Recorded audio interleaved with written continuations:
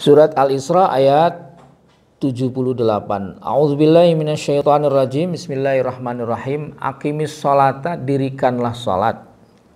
Liduluki syamsi, karena tergelincirnya matahari. Ya. Ila ghasaqil laili, sampai menjelang malam atau gelapnya malam. Wa Qur'an al-fajri, dan pada waktu fajar. Boleh diartikan seperti itu. Inna Qur'an al-fajri, sesungguhnya waktu fajar itu kana masyhuda, adalah disaksikan oleh malaikat. Malaikatnya nggak ada di sini lafadznya, tapi artinya disaksikan. Wa minal laili, dan dari sebagian malam, perhatikan bacanya tuh. Fatahajjad, maka bertahajudlah bihi, dengannya, nafilatan, sebagai tambahan sunnah, ya, suplemen boleh.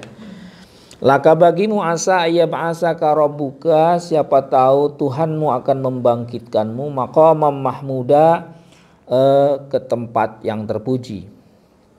Wakul, dan berdoalah, Robbi, wahai Tuhanku, adkhilni mudkhala sidqin, masukkanlah aku ke dalam orang-orang yang benar, ya. Wa akhrijni mukhraja sidhin, dan keluarkan aku, ya, dalam keadaan benar. Waj'alli, dan jadikanlah bagiku min ladunka, dari sisimu, sultanan, kekuasaan, nasira, yang menolong. Sultanan juga bisa jadi penguasa, ya. Oke, 80 ya, dari 77 78 tambah 80. Coba Rom, baca Rom.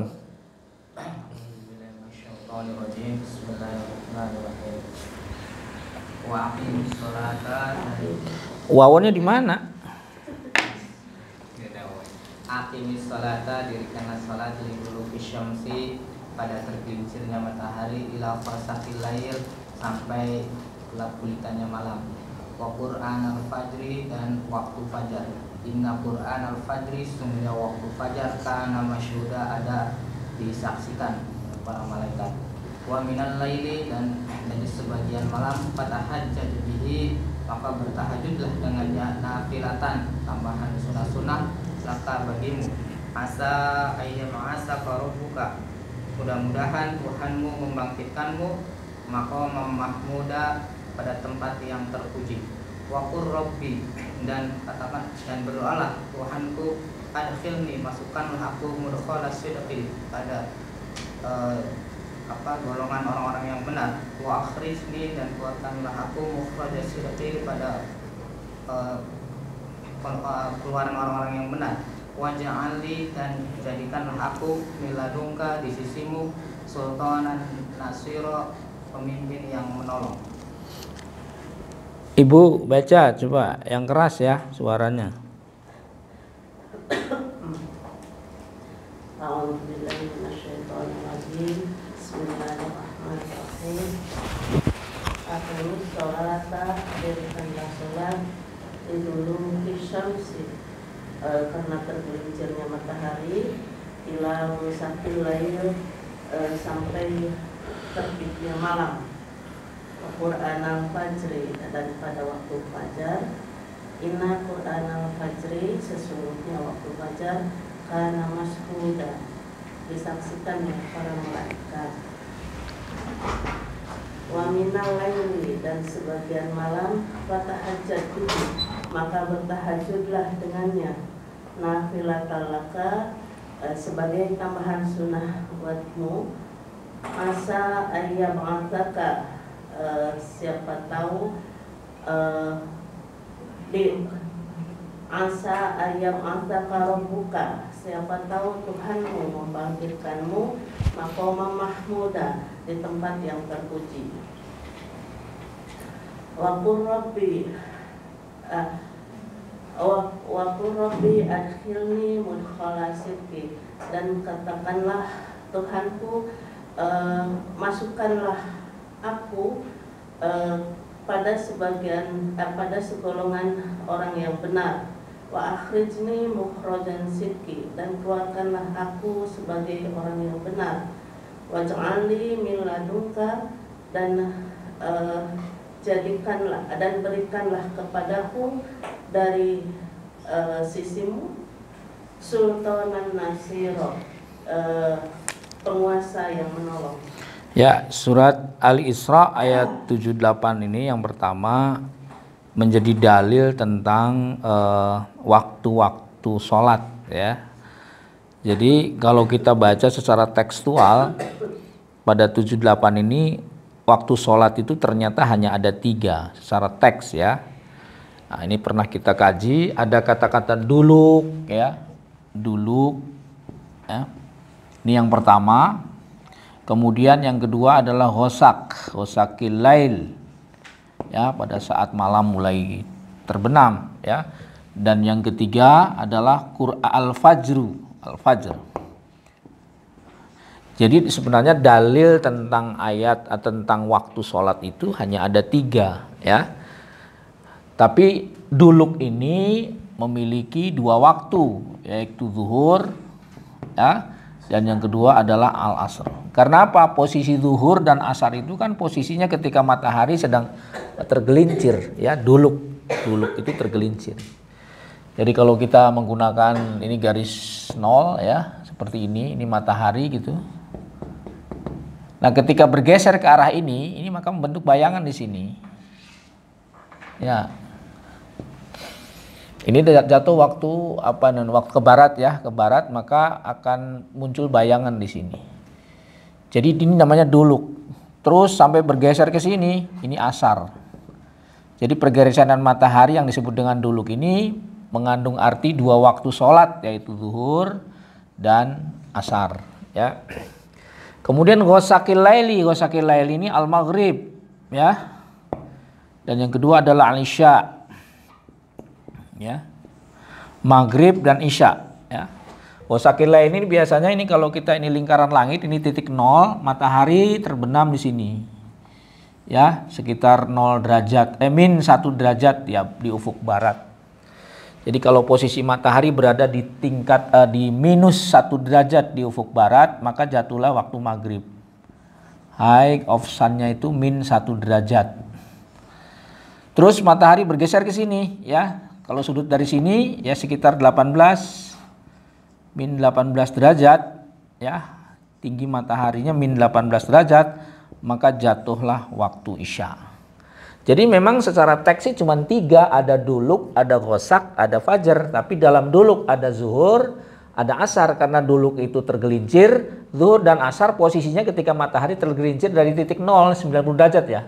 90 derajat. Nah, bergeser itu namanya duluk. Tapi kalau di titik di bawah itu ghosak itu artinya terbenam matahari dari garis ufuk titik 0 ke bawah.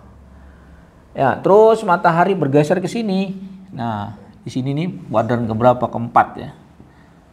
Nah, ini minus 20 derajat dari ufuk timur ya, ini matahari, tinggi mataharinya minus 20 derajat, ini namanya waktu fajar, subuh ya, yang dimaksud subuh. Maka praktis semua waktu sholat ya 5 ya. Jadi kalau skala ini kan ada orang yang menganggap berdasarkan dalil itu di Quran kan cuma 3 sholatnya waktunya, itu sama sekali tidak bisa diterima ya, karena yang dimaksud duluk ini artinya zuhur dan asar, ghosak itu maghrib dan isya. Di samping Quran ada hadis Nabi yang menjelaskan ya, tafsil namanya. Jadi fungsi dari hadis Nabi itu kan menjelaskan apa yang masih umum ya di Quran. Dijelaskan tuh ada kata-kata zuhur, ada asar, ada maghrib, ada isya, ada fajar atau subuh ya. Walaupun di Quran surat Al-Isra hanya 3 waktu, tapi penjabarannya ini seperti ini 5. Wa Qur'an al-fajri kana masyhuda. Nah, ini dalil tentang macam-macam atau diwajibkannya waktu-waktu sholat. Satu lagi catatan bahwa waktu sholat itu ditentukannya oleh peredaran matahari. Karena berbeda antara peredaran matahari dan bulan dalam penentuan waktu. Ini mengulang saja supaya paham ya. Jadi nanti kalau ada yang nanya, terutama anak-anak santri, berikan penjelasan yang jelas bahwa sholat itu penentuan waktunya berdasarkan peredaran matahari gitu ya. Kalau puasa, Syawal, 1 Ramadan ya, kemudian Dzulhijjah, waktu-waktu haji itu penentuannya berdasarkan hilal. Bulan ya, hilal itu. Nah, matahari itu kan posisinya terbitnya dari sebelah barat. Ya, posisi geografis sebelah timur maksud saya, sebelah timur. Posisi geografis Indonesia kan adanya di sebelah timur dari Saudi Arabia. Maka wajar kalau kemudian sinar matahari akan lebih awal menyinari Indonesia daripada Saudi Arabia karena posisinya sebelah barat. Dan dalam perhitungan astronomis itu bedanya sekitar 4 jam. Ya, jadi kalau di sini jam 7, ya di sana dikurangi 4 jam, sekitar jam berapa? 6, 5, 4, 3. Ya, jam 3 pagi di sana kalau di sini jam 7. Ya. Kenapa? Karena perhitungan waktu sholat berdasarkan peredaran matahari. Nah, berbeda dengan penentuan 1 Syawal, ya 10 Zulhijjah, ya Idul Adha, itu penentuannya pakai hilal. Ya, hilal itu bulan sabit, dan bulan sabit posisinya terbitnya dari barat. Posisi geografis Saudi Arabia, Mekah itu posisinya lebih barat dari Indonesia, sehingga ketika hilal itu munculnya dari barat, yang pertama kali tersinari oleh hilal adalah posisi Saudi Arabia daripada Indonesia. Maka wajar kalau seringkali ada perbedaan menentukan 10 Zulhijjah, ya, karena di sana lebih awal, dan itu kan sering terjadi, ya. Walaupun secara teori sekarang ini bisa aja disamakan di seluruh dunia, misalnya untuk Arab dan Indonesia khususnya, ya. Tapi kalau kita mendengar ada perbedaan secara astronomis itu sangat wajar, karena peredaran atau penentuan waktu Syawal, Dzulhijjah ditentukan oleh hilal, ya, bulan. Kalau sholat oleh matahari. Nah, ini ayat yang pertama, ya, ayat ke-7. Kemudian ayat yang ke-79, wa minal laili fatahajjat bihi nafilatalak asa ayyab asaka rabbuka maqamam mahmuda. Memang benar, ya, kita ini kelemahannya di sini, ya. Banyak orang-orang sukses itu ternyata orang-orang yang bangun di tengah malam, ya. Orang-orang hebat dalam sejarah itu orang yang mampu menghidupkan malamnya dengan melakukan tahajud, ya, tahajud. Mungkin boleh jadi kita ini nggak pernah sukses dengan baik karena memang bangun malamnya itu ya jarang-jarang, ya, sesekali gitu, ya, tidak kontinu. Tapi kalau kita baca dalam autobiografi orang-orang sukses pada masa lalu adalah orang-orang yang sepertiga malamnya itu memang berkomunikasi langsung dengan Allah. Makanya ada satu hadis, ya, kata Nabi, as-sholatu bil-laili wan nasu niyam. Jadi surga itu bisa diperoleh dengan cara 4. Salah satunya adalah sholat di waktu malam pada saat orang terlelap tidur, ya. Urusan dunia, urusan akhirat, urusan martabat ini ternyata juga menjadi dalilnya ayat ini. Seseorang bisa diangkat itu dalilnya ini. Kata Allah, wa minal laili fatahajjat bihi nafilatalak. Dan dari sebagian malammu maka lakukan tahajud sebagai nafilah. Nafilah itu sebenarnya sunnah, ya, atau juga tambahan. Makanya tahajud itu hukumnya sunnah, ya, tidak wajib memang. Tapi bagi para nabi, bagi nabi dan orang-orang soleh pilihan Allah, tahajud itu sudah menjadi keharusan bagi mereka, ya.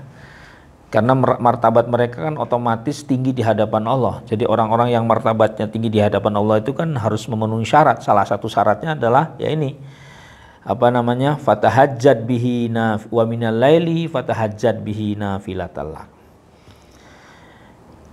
Malah di sini ada kata-kata asa ayyab'asaka rabbuka maqamam mahmuda. Dengan melanggengkan, ya, mengistiqomahkan, mendawamkan qiyamul lail itu, Allah atau Tuhanmu akan membangkitkanmu dalam posisi yang terpuji. Nah, ini dalil tentang tahajud, ya. Di dalam Al-Quran surat Al-Isra ayat 79. Kemudian ayat yang ke-80 ini doa, ya. Makanya tadi saya bacanya wakul dan berdoalah. Kalau arti aslinya dan katakanlah, ya, tapi karena kontennya berisi tentang doa, maka wakul dan berdoalah, Robbi, wahai Tuhanku, adkhilni, masukkanlah aku, mudkhala sidkin, dengan sekelompok orang yang masuknya itu dalam keadaan benar, ya.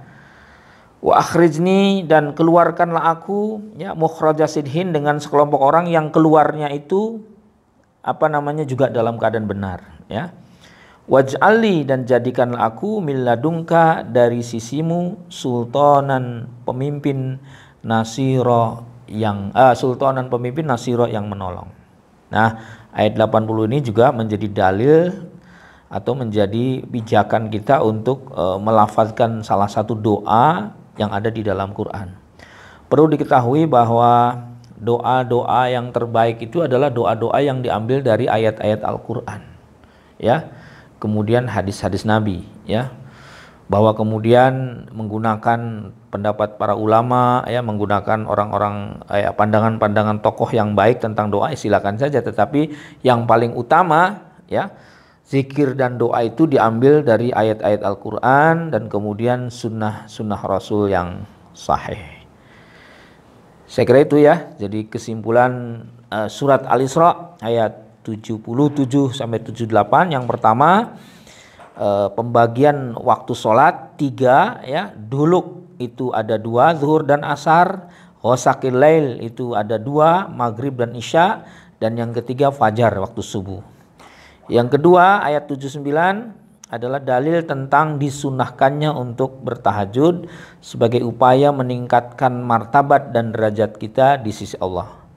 Dan yang ketiga, ayat 80 adalah ungkapan doa agar kita masuk dan keluar bersama orang-orang yang benar, dan kita diberikan dan meminta kepada Allah agar diberikan penolong atau pemimpin yang bisa menolong dengan baik. Saya kira itu. Coba baca sama-sama tapi dengan terjemahnya, ya. A'udzu.